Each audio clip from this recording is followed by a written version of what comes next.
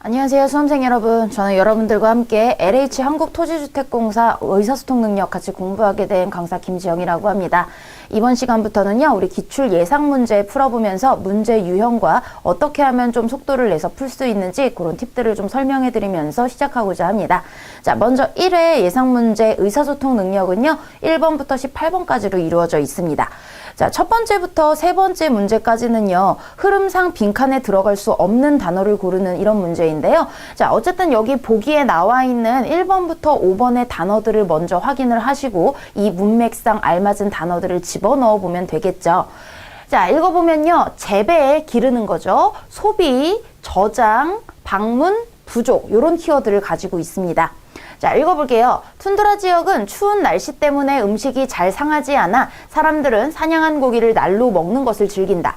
이곳 사람들은 기후 특성 때문에 자, 채소를 모호하며 섭취하기 어렵지만 이라고 나왔어요. 채소를 기르는 게 바로 재배이기 때문에 재배하며 섭취하기 어렵지만 열을 가하지 않은 날고기를 먹음으로써 부족한 비타민과 무기질을 보충할 수 있다.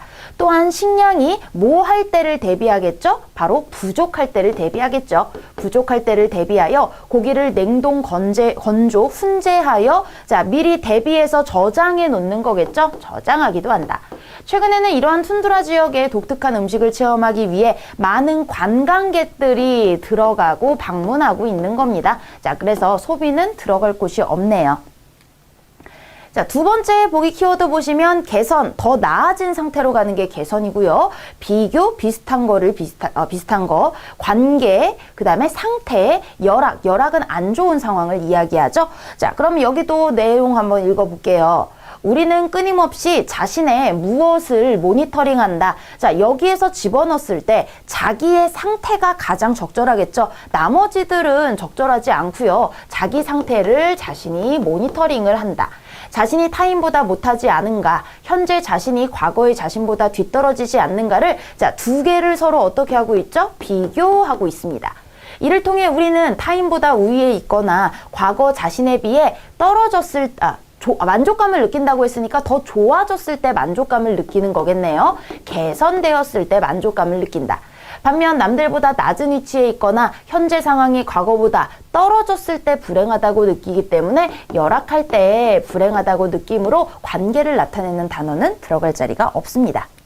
자, 3번도 같은 유형의 문제입니다. 자, 1번 먼저 보시면 온도, 증기, 해결, 종착점, 뭔가 끝나는 지점이죠. 실마리, 어떤 일을 풀어나가는 그 시작점이 되는 게 실마리겠죠. 자, 문장을 보시면 에어컨은 어떻게 만들어졌을까? 뉴욕의 기계설비 회사에서 일하던 캐리어는 한 인쇄소로부터 한여름 모와 습도 변화 때문에 종이가 수축하고 팽창한다고 했습니다. 여름의 가장 큰 특징, 바로 한여름의 더운 온도와 높은 습도가 되겠죠. 종이가 수축하고 팽창하여 제대로 된 인쇄를 할 수 없었다는 고민 해결해달라는 부탁을 받았겠죠. 그래서 고민은 해결해야겠고요. 캐리어는 뜨거운 모를 파이프로 순환시켜 공기를 따뜻하게 만드는 난방이 가능하다면 자, 우리 난방 중에서 뜨거운 모를, 증기죠. 수증기를 파이프로 순환시켜 따뜻하게 만드는 난방이 가능하다면 찬물을 파이프로 순환시켜 공기를 차갑게 만드는 냉방도 가능할 것이라고 생각하였다. 이는 현재 에어컨을 만드는 실마리 어떤 문제 해결을 위한 그런 실마리가 되었다. 이렇게 볼 수 있겠네요. 자, 어떤 결론을 이야기하는 종착점은 들어갈 곳이 없습니다. 자, 다음 문제는요. 기역과 니은에 들어갈 말로 가장 적절한 거 마찬가지인데요. 아래 보시면은요. 로서들이 있고요. 범람과 선별이라는 게 기역에 있고 뒤역에 니은에는 뭐 정보의 호순이, 정보의 불균형, 뭐 검열 이런 것들과 관련된 거네요. 자, 그러면 해당되는 요 기역이 일단락에 있기 때문에 일단락의 문맥 속에서 파악되어야 할 거 먼저 찾아보도록 하겠습니다. 옛날에는 단순하고 노골적인 방식으로 이루어지는 검열 방법을 사용하였는데 체제에 도전하는 서적들을 간행하지 못하게 하는 방법이 그것이었다. 그러나 오늘날에는 검열의 양상이 사뭇 달라졌다. 이제는 정보를 어떻게 검열한다 했습니다. 자, 아직 예전에는 노골적으로 못하게 하는 거라면 이제는 정보를 반대로 풀어주는 검열을 하는 거겠죠. 오히려 이 방법이 한층 효과적이기 때문이다. 홍수처럼 쏟아져 나오는 무의미한 정보들 속에서 사람들은 정작 중요한 정보가 어떤 것인지 갈피를 잡지 못한다. 바로 이게 힌트가 되겠네요. 정보가 많이 풀어준다. 이것을 바로 홍수처럼 쏟아져 나온다라고 표현을 했기 때문에 자, 정보를 선별, 골라내는 게 아니라 범람시키는 게겠죠. 자, 범람시킴으로써 무의미한 정보들 속에서 중요한 게 뭔지 못 찾도록 한다라는 의미겠습니다. 자, 니은을 봤더니 여기 마지막 단락에 있네요. 그러면 요 단락을 우선순위로 보는 거예요. 과잉은 창조를 익사시키고 비평은 마땅히 이 예술적 범람을 걸러낼 책임을 져야 함에도 불구하고 모 앞에 주눅이 들어 보인다. 자, 그러면 여기에서 계속 이야기한 거 과잉이 바로 이러한 문제점들을 창출한다라고 이야기할 수 있으므로 여기서 계속 과잉된 홍수처럼 쏟아져 나오는 무의미한 많은 정보들을 표현을 할 때는 정보의 홍수라는 표현을 쓰겠죠. 그래서 결국에 이 모든 것이 빚어내는 결과는 자명하다. 기성체제에 도전하는 새로운 것이 나타나지 않게 되고 그렇게 많은 에너지, 정보의 홍수 속에서 내가 찾아야 할 것이 무엇인지 에너지를 소모하고 있음에도 변하는 것은 아무것도 없는 셈이다. 그래서 문맥상 1번이 가장 적절한 말이 되겠네요. 자, 이번에는 맞춤법이 잘못된 것이 나와 있습니다. 자, 한번 골라보도록 할게요. 부산은 수산물의 집산지로서 라고 나와 있는데 자, 로서와 로서는 굉장히 많이 나옵니다. 로서는 여러분들이 생각하는 어떤 의무를 가진 자격으로서 뭐 학생으로서 선생으로서 이런 것들이 전부 다 의무와 자격을 가지고 있는 로서예요. 로서는 언제 쓰냐면 보통 수단을 의미합니다. 뭐뭐를 가지고 수단을 의미하기 때문에 이거에 예를 들어 보면은 망치로서 못을 박았다. 뭐 이것을 함으로써 뭐 어떻게 뒤에 결과를 이끌어냈다. 그래서 수단의 의미이기 때문에 여기서는 수산물의 집산지라는 지위를 갖게 된 거죠. 그래서 로서가 맞겠네요. 자, 나머지 확인해 보면요. 니은 살코기라고 나와 있는데요. 원래 얘는 중세국어의 히읗종성 체언이라고 해서 히읗이 따라붙는 그런 체언입니다. 여기에 고기가 붙은 모양인데요. 바로 히읗과 기역이 코기라고 축약이 되면서 우리가 지금 쓰는 살코기가 된 것이고요. 자, 디귿 졸여서 얘도 졸이다 기본형과 졸이다 두 가지 헷갈릴 수 있는데요. 졸이다가 바로 양념이 배도록 끓이는 것이 졸이다. 그래서 우리 이런 졸여서 만든 음식을 졸임이라고 하잖아요. 졸임이라고 하지 않고요. 자, 졸이다는요. 뭐 마음을 졸이다, 초조하게 하다 이럴 때 사용이 되기도 하고요. 물을 끓여서 증발시키는 그래서 물의 양이 적게 만들어지는 그런 걸 졸이다라고 합니다. 자, 깍두기 나와 있는데요. 발음상 깍두기라고 된소리로 발음은 되긴 하지만 그거는 우리 경음아 그드브 뒤에 끄뜨뿌스츠가 오는 경우 된소리 되기 발음상의 이야기이기 때문에 음운 변동을 반영하지 않은 채 쓸 때는 깍두기라고 쓰는 게 정확하겠죠. 자, 감칠맛, 네, 더 뭐 입에서 이렇게 착착 붙는 이런 맛을 의미하기 때문에 나머지들은 전부 다 맞는 표현입니다. 자, 이번에는 기억의 문맥적 의미와 가장 유사하게 쓰인 문장인데요. 자, 이것도 이 문맥에서만 확인하시면 되겠습니다. 전국적으로 새마을 운동이 번지던 시기였다. 자, 이 운동이라고 하는 건 실체가 있는 것이 아닌 어떤 추상적인 이런 것들이 사회적으로 퍼지다에 해당이 되겠죠. 그래서 사회에 퍼지다라는 의미를 한번 골라볼게요. 책장을 번지다. 이거는 문맥상만 보셔도 책장을 이렇게 넘기는 소리라고 볼 수 있겠고요. 전염병이 마을에 번져서 자, 이때도 퍼지다라고는 가능하지만 안 좋은 것들이 병이 옮아가서 이런 의미가 되겠죠. 세 번째, 이런 규탄 대회, 바로 새마을 운동과 비슷한 이런 것들이네요. 전국적으로 퍼져나가다. 그래서 3번이 어떤 사상이나 운동 같은 것들이 퍼져나가는 것 같은 의미 되겠습니다. 장관 얼굴에 표정이 번졌다라는 건 표정이 겉으로 드러남이죠. 별을 한쪽으로 번지며 베어나갔다, 한쪽으로 쓰러뜨려 눕히면서 베어나갔다, 이런 문맥적 의미가 되겠습니다. 자, 이번에도 단어의 의미와 가장 가까운 것인데요. 그는 장롱에 자개를 놓았다. 우리 장롱에 자개를 이렇게 새겨 넣은 것을 놓았다라고 표현을 한 건데요. 자, 그럼 새겨 넣다 한번 똑같은 걸 찾아볼게요. 밤하늘에 수놓은 별들, 별들이 밤하늘에 새겨져 있다라고 비유적으로 표현을 한 거죠. 그래서 수를 놓다, 수를 넣어주다. 그래서 1번이 가깝고요. 병줄을 놓으셔야죠. 즉 병에서 회복되다 의미가 되겠고요. 한시름 놓고 시름을 놓는다, 뭐 걱정 근심을 풀어놓다 이런 의미가 되겠고요. 30년간 해온 일을 놓고 이제 그만두고 새 출발을 하렵니다. 그가 놓은 덫에 산돼지가 걸려들었다. 자, 이때의 덫 같은 경우에는 덫을 설치하다. 이게 치읓받침이 돼야 되겠죠. 덫을 설치하다가 돼야 되겠네요. 자, 8번은요. 다음 글에서 가장 경계하라고 이야기하는 것이 나와 있습니다. 자, 그럼 이 글의 주제가 뭔지를 살펴볼게요. 제갈량은 유비 곁을 지키던 20여 년의 생활 동안 뛰어난 지략으로 늘 앞장서서 병사들을 이끌었고 위기의 순간에도 굴복하거나 흔들리지 않았다. 하지만 사람의 몸이 강철로 만들어지지 않은 이상 계속 혹사를 시키면 누구라도 탈이 생길 수밖에 없다. 결국 제갈량도 여지없이 50대 초반의 나이에 죽음을 맞이하고 말았다. 참으로 안타까운 결말이지만 경영학의 입장에서 이 비참한 결말을 초래한 원인은 다른 사람도 아닌 제갈량 자신이라는 결론이 나온다. 많은 시장 사장들이 경계해야 할 감정이 바로 이러한, 자, 여기 경계할 게 나와 있네요. 과도한 책임감, 직원에 대한 불신, 그리고 완벽주의. 자신만큼 일하는 직원이 없는 것 같고 모든 업무를 직접 다 살펴봐야 안심이 된다면 회사 규모가 커질수록 성장을 가로막는 방해물이 되기 때문이다. 이러한 점에서 미국의 제34대 대통령 아이젠하워는 제갈량보다 훨씬 유능한 사람이었다. 2차 세계대전 끝난 얼마 뒤 어느 대학의 총장직을 맡게 된 아이젠하워는 10여 명과의 면담 끝에 더는 참지 못하고 부총장을 불러 앞으로 몇 명이 더 남았냐고 물었다.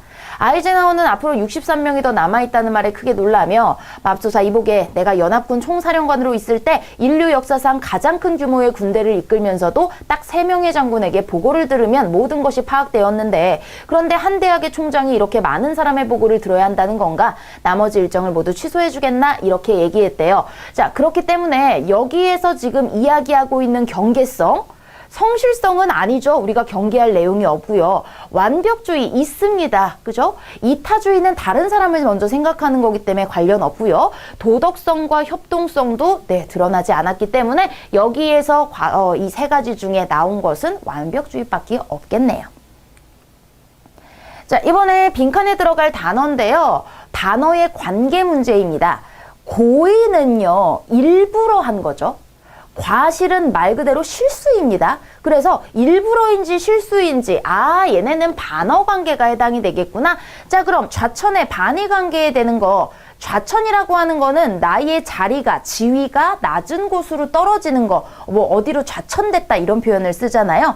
자, 나와 있는 거 단어를 보시면은요, 파견이라고 하는 거는 임무를 줘서 다른 곳으로 보낸 겁니다. 좌천되고 떨어졌다라고 볼 수는 없어요. 우리 뭐 해외 파견, 이게 좌천된 건 아니잖아요. 자, 그다음에 보수 같은 경우에는 여기 나와 있는 한자 그대로 따지면 보전해에서 지킬 숫자입니다. 보전해 지킨다 상관없겠고요.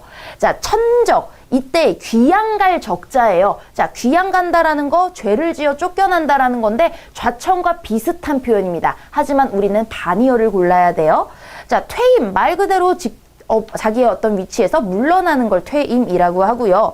영전 있는데요. 자, 이 영전이 더 나은 자리로 옮겨가는 겁니다. 그렇기 때문에 이 한자를 보시면 원래는 영화로울 영자에 구를 전자가 나와야 되는데 지금 한자가 여기 잘못 나온 것 같아요. 그래서 영전 같은 경우에는 더 나은 영화로운 자리로 올라간다. 그런 의미라고 생각을 하시면 되겠습니다. 그래서 좌천되는 것과 반대되는 영전이 맞는 표현 되겠네요. 자, 이번엔 빈칸에 들어갈 내용입니다. 빈칸이 마지막에 있는데요. 이 마지막 단락을 우선시해서 한번 살펴보도록 할게요. 집을 사랑한다는 것은 또 우리의 정체성이 스스로 결정되는 것이 아님을 인정하는 것이다. 자, 문장이 나와 있고요. 우리의 약한 면을 보상하기 위해서라고 이야기를 합니다. 우리에게는 마음을 받쳐줄 피난처가 필요하다. 이 바로 마음을 받쳐줄 피난처가 집이라는 거겠죠. 세상에 아주 많은 것이 우리의 신의와 대립하기 때문이다. 우리에게는 우리 자신이 바람직한 모습을 바라보게 해주고 중요하면서도 쉬이 사라지는 측면들이 살아있도록 유지해줄 우리의 마음의 휴식이 필요한 방이 필요하다 이런 의미인데요. 결국에 집이 우리에게 마음의 피난처가 되고 우리의 이런 진정한 자아를 만들어주는 방이 될 수 있어야 한다라는 내용이거든요.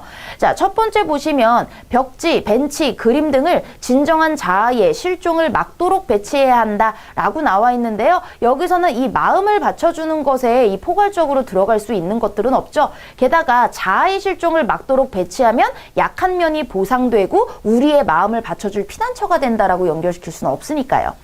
삶을 통해 얻게 되는 다양한 스트레스를 집에서 풀 수 있어야 한다. 자, 이것도 나쁘지는 않습니다. 하지만 스트레스라고 하는 거는 너무 마음을 받쳐줄 피난처 아니면은 이런 것들 바람직하게 바라보게 해주는 이런 것들에 비해서는 너무 좁은 범위이기 때문에 적절하지 않아 보이고요. 우리의 정체성을 견지하기 위해 타인과 함께 사는 얘기는 없죠. 이거는 집과 방, 우리의 공간에 대한 이야기입니다. 우리에게는 물리적인 집뿐만 아니라 심리적인 의미의 집도 필요하다. 이게 바로 마음을 받쳐줄 피난처이자 이렇게 자신을 만들어줄 이런 자아 형성의 집, 방이라는 표현이 될 수 있겠죠. 그래서 심리적인 의미 나쁘지 않아요. 우리가 인간으로서 가지는 정체성은 우리가 사는 집에 의해 결정된다. 이거는 집이 정체성을 결정한다라는 것이기 때문에 너무 극단적인 표현이죠. 게다가 이 집이 우리의 정체성을 만들어준다라는 내용은 뒤의 내용과도 연결이 되지 않습니다. 그래서 마음의 휴식처가 되는 심리적인 의미의 집, 방이 필요하다. 요 문장과 같이 연결되겠네요. 만약에 내가 요것만 봤을 때 감이 안 온다 한다면 앞에서부터 문맥을 확인해 보는 거예요. 자, 여기에서 첫 문장에서 지금 이야기하는 게 환경이 우리를 존중하는 분위기를 만들어주고 일깨워주기를 기대한다라는 겁니다. 그래서 건물이 이런 것처럼 우리 내부에 필요한 것들을 배치하고요. 그래서 이런 것들이 진정한 자아의 실종을 막아주기를 기대한다라고 하면서 집이라는 의미, 우리의 전망과 부합되고 정당화해주는 이런 것들입니다. 그래서 내적으로 조화를 이루는 이런 집들이 필요하다. 단순한 집이 아니라 공간이라는 의미로서 표현이 됐겠죠. 그래서 마음의 안식처가 되는 공간이 필요하다. 바로 심리적인 의미의 집이라는 표현을 썼습니다. 자, 이번에는 두 문제가 연결이 되어 있습니다. 자, 이런 경우에는 문제를 먼저 살펴볼 건데요. 첫 번째는 순서에 맞게 배열하는 것이고요. 두 번째는 따로 읽어야 하는 보기가 있으므로 우리 먼저 맥락대로 순서를 채워보도록 하겠습니다. 자, 첫 문장에 오는 것들을 보시면요. 다, 라, 마 중에 첫 번째 무엇이 오느냐? 그럼 우리 다라 마를 먼저 볼 거예요. 자, 다는요. 습관의 힘은 실로 거대한 것으로 성공의 필수 불가결한 요소이며 가치를 따질 수 없이 귀중한 인생의 재화이자 자본이다. 습관의 힘에 의미 부여를 했습니다. 그래서 좋은 습관을 기르는 게 이렇게 중요하다. 습관의 중요성이고요. 습관의 사전적 의미부터 나옵니다. 의미를 부여하기 전에 사전적인 개념 먼저 당연히 설명을 해야 이 개념을 바탕으로 우리가 사회 문화적인 여러 가지 의미를 부여할 수 있겠죠. 자, 그러니까 다와 라 중에는 우선 다가 먼저 오는 거는 적절하지 않네요. 습관의 형식에는 여러 가지가 있는데 무조건적 반사를 가장 기본적으로 들 수 있다. 그래서 무조건적 반사에 얘들이 이렇게 나와 있습니다. 그래서 이거는 습관이 무엇인지에 대해 나오고 나서 뭐 여러 가지 형식들이나 이런 것들이 나올 수 있기 때문에 이 세 개 중에서 가장 적절한 거는 라가 먼저 나와야 되겠습니다. 자, 그럼 라의 습관의 개념이 사전적 정의가 나오고 나서 나올 게 가인지 마인지를 살펴볼 텐데요. 자, 가를 보면 사유방식, 생활, 학습, 언어, 행위, 노동, 예절, 도덕 등에서 드러나는 개인의 습관은 한 사람의 소양을 드러내며 그가 세상을 살아가는 방식에 영향을 미친다. 또한 습관은 우리의 선택과 외부 환경으로부터 영향을 받는 정도를 결정하며 나아가 여러 가지 관점에도 영향을 미친다. 바로 이러한 습관이 안정적인 행위의 특징들 여러 가지의 습관을 가지고 이렇게 설명을 했습니다. 자, 그러면서 여기에 다음에 나와 있는 내용들을 보시면은요. 마와 가가 나왔는데 가가 먼저이냐 마가 먼저이냐 요게 어떤 게 나와도 상관없을 것 같아 라고 한다면 마지막에 와야 될 게 무엇인지를 좀 생각을 해보는 거예요. 지금 요 4번 같은 경우엔 나가 마지막에 있고요. 3번 같은 경우엔 다가 마지막에 있는데 의미 부여하고 이것이 이렇게 중요하다 마지막에 정리를 해주는 게 보통 마지막에 나와 있죠. 자, 혹시 모르므로 나를 살펴보면요. 습관의 최상위 형식은 이라고 나와 있습니다. 그러면 얘는 형식 다음에 연결돼서 따라와야 되는 거겠죠? 가장 위에 있는 형식이니까요. 사고방식으로 이것은 이성과 철학의 영향을 크게 받는다. 예를 들어 마르크스는 모든 문제를 두 가지 대립된 모순으로 인식하는 경향이 있으며 아인슈타인은 가장 간단한 사실에서 시작해서 이렇게 돌아간다. 예시로 끝나고 뚝 끝나버리잖아요. 그러는 것보다는 습관의 형식을 앞에서 묶어주고 마지막에 습관에 대한 의의를 부여하는 다가 마지막에 나와줘야 적절하겠구나. 이렇게 3번을 고르시면 되겠죠. 자, 그러면 이제 요게 어디 들어가는지를 살펴볼 거예요. 무엇이 좋은 습관인가? 그것은 오랜 시간을 두고 끈기 있게 다듬어가는 품성이며 개인의 부족한 부분을 채워주고 성격을 갈고 닦아주는 무언가이다. 좋은 습관을 가지려면 목표에 도달하는 방법론을 쉽게 배울 수 있고 인생의 성공을 얻을 수 있다. 한마디로 좋은 습관이 무엇인가에 해당이 되는 겁니다. 자, 근데요, 우리 아까 습관의 힘을 이야기하면서 좋은 습관을 기르는 것이 이렇게 중요하다라고 얘기를 했었죠. 그럼 이 좋은 습관이라는 건 어떻게 길러야 되는데 바로 좋은 습관이 뭔데 이렇게 연결될 수 있는 자 바로 앞에 단락에 나온 키워드가 보기에 똑같이 나왔다? 그러면은 요거는 네 같은 맥락에서 풀이해 주는 것이 좋습니다. 그래서 이 무엇이 좋은 습관인지 여기에 이어서 요거에 구체적으로 설명해 주는 것이 좋겠네요. 자, 이번에는 글의 주제에 가장 부합하는 것입니다. 결국 주제를 찾아라 라는 얘기인데요. 자, 긴 글이 있어요. 어떤 사연인 것 같은데 자, 가볍게 살펴보도록 할게요. 피해자 유가족인 김모 씨는 피해자 지적장애 1급이 거주하던 장애인 거주시설의 응급조치가 미흡하다 하여 피해자가 사망하였다고 땡땡위원회에 다음과 같은 내용의 진정을 제기하였다. 자, 사건이 벌어졌습니다. 여기 장애인 거주시설의 응급조치 미흡으로 사망했다라는 게 바로 사건이에요. 자, 내용의 경위를 읽어보면요. 사건 당일부터 이상행동을 보여서 병원에 갔지만 이상소견을 보이지 않았고요. 문제가 있을 때 응급실을 방문하래요. 같은 날 22시 다시 이상 증세를 보여 안정제를 먹였지만 나아지지 않았고요. 그래서 개인 차량에 태워 병원에 도착합니다. 응급실 도착 당시 여러 가지 했지만 별 효과가 없었고요. 심폐소생술도 효과가 없었고 결국 9시 사망합니다. 피진정시설 측은 피해자가 평소에도 이런 경우가 있었고 전날에 특이한 소견이 없어서 응급상황으로 생각하지 않았고 직접 가는 게 빠르다고 설명했죠. 그러나 당시 피진정시설은 중증 지적장애인 거주시설 특성에 맞는 자 이게 바로 문제점이네요. 응급지침도 없었고 대응지침 교육이 없었던 자 문제가 나왔어요. 그러면 사건이 나왔고 거기에 핵심 쟁점에 문제가 나왔으면 반드시 따라 나와야 되는 게 그럼 어떻게 해결할 건데 해결 방안이 나와야 되겠죠? 모든 글에서 문제와 해결 방안이 나와 있다고 하면 더 중요한 건 해결 방안입니다. 문제점만 가지고 이야기가 끝날 순 없거든요. 그래서 땡땡위원회는 장애인 거주시설에서 거주하던 지적 장애인에게 발생한 응급 상황에 대해 의사소통이 제대로 되지 않아 다음날 사망에 이른 것과 관련해 지적 장애인은 자신의 증상을 제대로 표현할 수 없어 유사한 사건이 언제든 발생할 수 있으므로 이렇게 해야 한다. 대응 체계를 충실히 기본적인 보호 의무에 포함이 된다. 땡땡위원회는 응급이송이 늦은 것이 피해자의 직접적인 사망 원인이라고 인정하기 어려우나 이로 인해 피해자가 적시에 진료받을 기회를 상실했으므로 향후 유사 사례가 발생하지 않도록 대응 지침을 마련하고 지침을 숙지할 수 있도록 교육을 강화할 것을 권고했다. 바로 여기서 나온 문제점의 해결 방안입니다. 자, 그럼 가장 주제에 가까운 건 이 해결 방안 내용을 적으시면 되겠죠. 1번을 봤더니 장애인의 진료받을 기회가 사회적으로 보장되어야 돼. 기회는 있었습니다. 때를 놓쳐 죽은 거죠. 지적장애인을 위한 응급 체계를 마련해야 해. 바로 이게 해결 방식에 해당이 되므로 괜찮고요. 장애인 시설 종사자의 미흡한 행동으로 숨진 게 안타까워. 이 미흡한 행동 때문이라고 볼 수는 없죠. 응급 이송 중 사망에 대한 보상금 얘기도 아니고요. 기본 권리, 이거는 거주시설 운영자의 권리이기 때문에 이 지적 장애인의, 중증 장애인의 권리와는 상관이 없습니다. 자, 그러므로 우리가 해결해야 될 거 2번이 되겠네요. 자, 이번에는 기억에 대한 필자의 관점으로 적절한 겁니다. 필자가 기억에 대해 얘기했는데, 자, 이 긴 지문을 다 읽기보다는 기억과 관련된 요 단락을 우선순위로 읽어달라고 얘기했어요.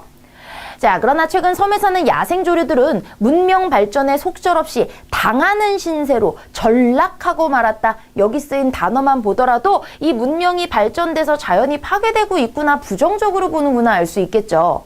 인구 밀도가 가장 높은 동북아시아 해안에는 값싼 석유화학 제품의 홍수 속에 플라스틱 쓰레기 더미가 몰려오고 이로 인해 많은 해양조류와 포유류들이 희생당하고 있다. 각종 플라스틱 폐품 쓰레기가 바다새 몸 안에 축적돼 가고 있으며 폐사한 바다새 위엔 해양 쓰레기들이 발견된다. 자, 그렇기 때문에 이러한 플라스틱으로 대변되는 문명의 발전이 바로 생명체들을 죽이고 있는 이런 상황입니다. 자, 1번 보시면요. 섬의 수렵 채집 활동을 불가능하게 만들었다. 자, 수렵 채집 활동과 직접적으로 관련이 되진 않고요.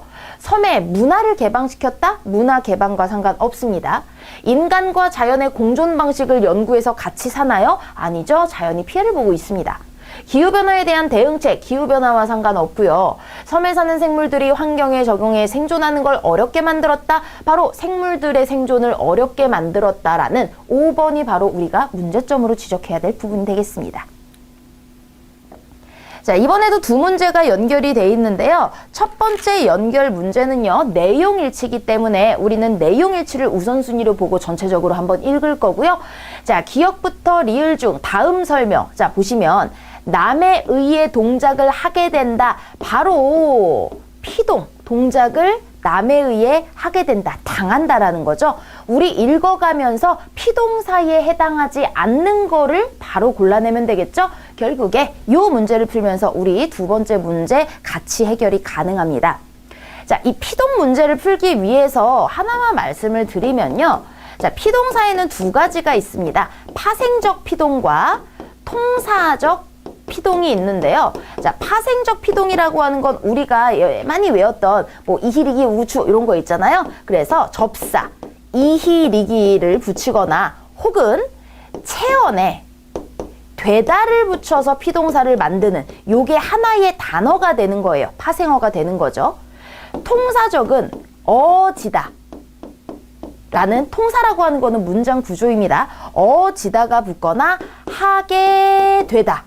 그래서 여러분들이 헷갈리는 게 되다만 보인다고 무조건 통사적으로 생각하시는 경우가 있는데 앞에 이런 본동사가 있어서 하게 되다로 붙으면 문장 자체를 바꾼 통사적, 체언에 되다가 붙어서 단어를 만들어준 건 파생어를 만들어주는 파생적, 이런 피동이 되겠습니다. 그래서 요런 꼴로 나와 있는 것들을 살펴봐야 되겠죠.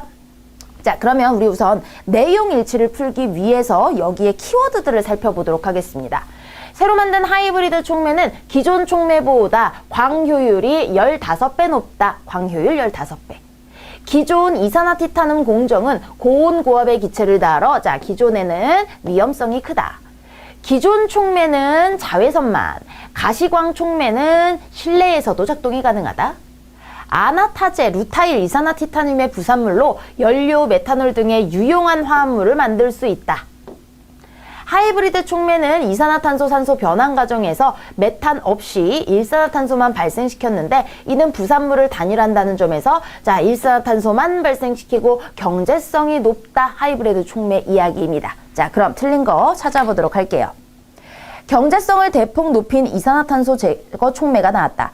기초과학연구원 나노구조물리연구단 땡땡 부연구단장은 가시광선을 이용해 이산화탄소를 산소와 일산화탄소로 변환하는 촉매를 개발했다. 가시광선으로 화학반응이 가능해 실내에서 사용할 수 있는 데다 연료로 변환 가능한 일산화탄소를 일반 촉매보다 200배, 기존의 가장 우수한 촉매보다 15배 많이 생산할 수 있어 수익성이 향상됐다. 자, 15배가 있지만 광효율이 15배라고 볼 순 없죠. 기존 촉매보다 15배 많이 생산할 수 있다. 생산량이 15배라는 겁니다. 자, 계속 보면요. 아니타제, 루타일, 이산화티타늄은 한 해 500만 통 이상 소비되어 자외선 차단제, 탈취, 살균제 등에 쓰인다. 자, 쓰다가 아니라 쓰인다. 쓰임을 당한다. 여기 이가 붙은 거죠. 쓰다에 이가 붙은 여기에 해당이 됩니다. 자외선을 흡수하면서 물과 이산화탄소를 메탄, 일산화탄소, 그리고 다량의 산소로 변환하는 촉매다. 부산물인 메탄과 일산화탄소로 연료, 메탄올 등 유용한 화합물을 만들 수 있어 이를 통해 생산 비용을 회수하는 이산화탄소 제거체를 개발하고자 지난 50년간 연구가 계속됐다. 자, 부산물을 가지고 유용한 화합물을 만든다라는 거 바로 4번의 내용이죠.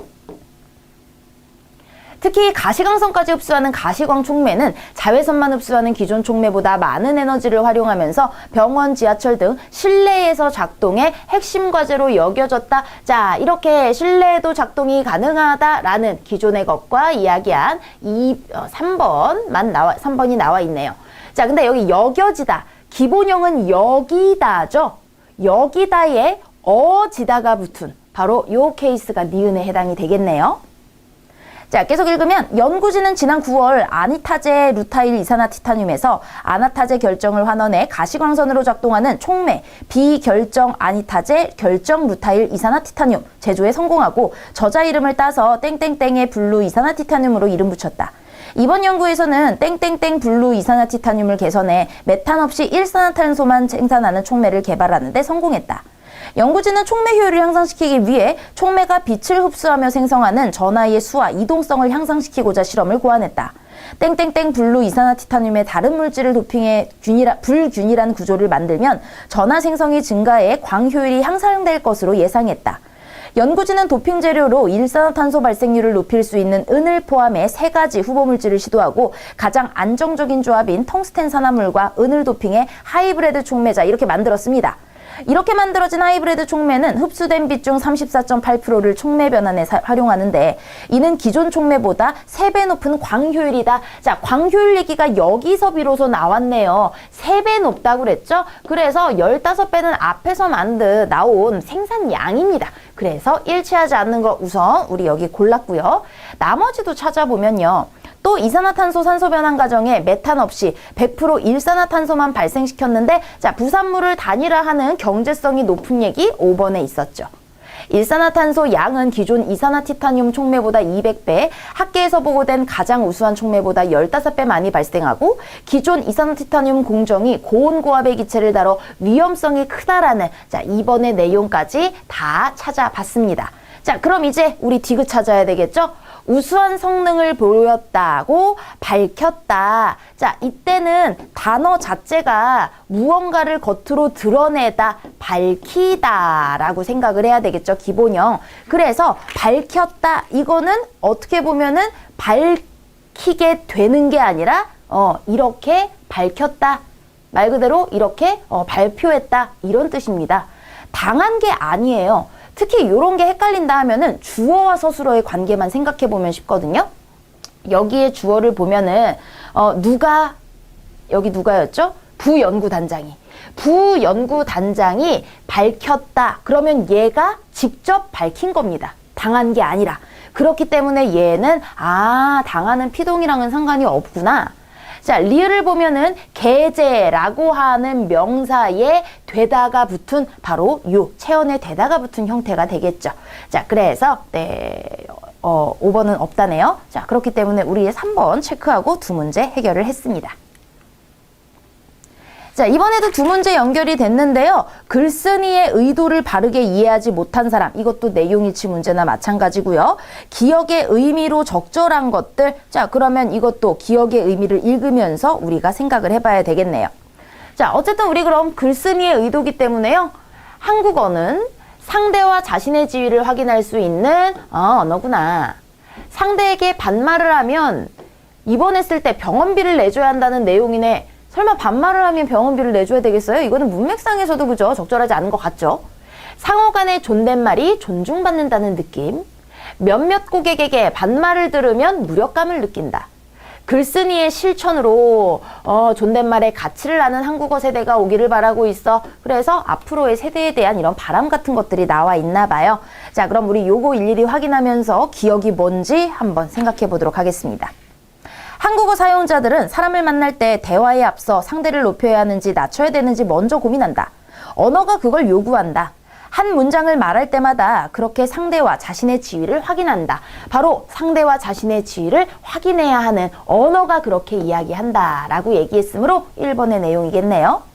상대방은 나에게 반말과 존댓말을 마음대로 쓸 수 있지만 나는 상대방에게 존댓말밖에 쓰지 못할 때 나는 금방 무력해진다.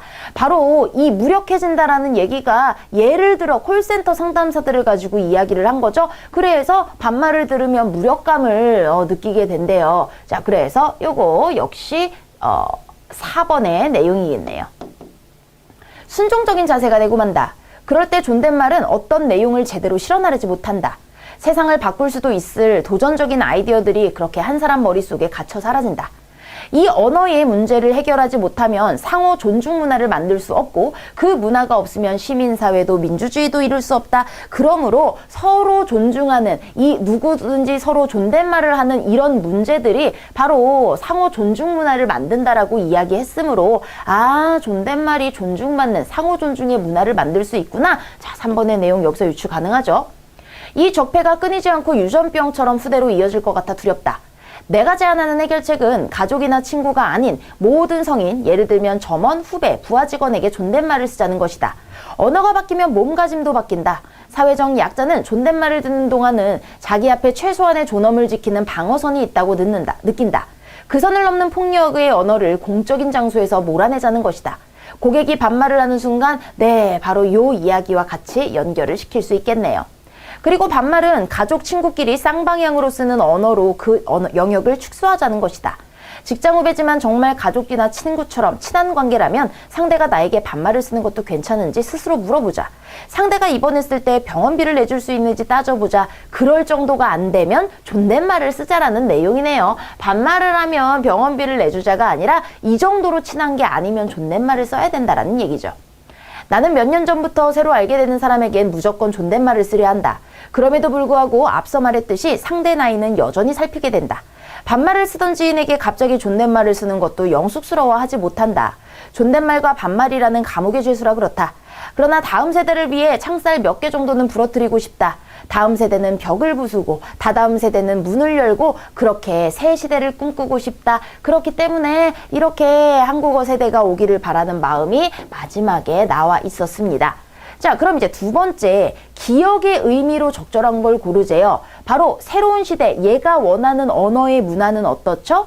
자신의 생각이 그저 갇혀 사라지죠. 반말을 쓰게 되면 왜요? 억압적으로 느껴지거든요. 그렇기 때문에 자신의 생각 제대로 말할 수 있도록 상대방에게 상호 존중을 해주면 서로 존댓말을 쓰면 이게 가능하다라고 얘기했으니까요. 도전적인 아이디어, 맞아요. 이런 아이디어들이 다 이렇게 사라집니다. 상호 존중 괜찮죠. 직장 동료를 가족처럼 친근하게 대하는 시대, 직장 동료를 가족처럼 친하게 대하면은 가족처럼 정말 친하면은 반말을 쓴다라는 얘기죠. 그렇기 때문에 이 반말에 대한 내용, 이런 반말을 쓸 수 있도록 친해지자가 아니라 우리 서로 상호 존중의 존댓말을 통해서 자신의 생각도 말하고 아이디어도 연결하고 그것이 곧 상호 존중의 이런 문화이다라는 3번이 적절하겠네요. 자, 이렇게 우리 18문제 풀어봤습니다. 자, 여러분들이 실제로 글을 읽으실 때는 제가 읽는 것보다 더 머릿속으로 빠르게 읽으실 수 있기 때문에 중요하지 않은 부분들은 빠르게 스킵하고 내가 꼭 읽어야 되는 부분들만 읽어 나가면서 시간 축약을 하시면 좋겠습니다.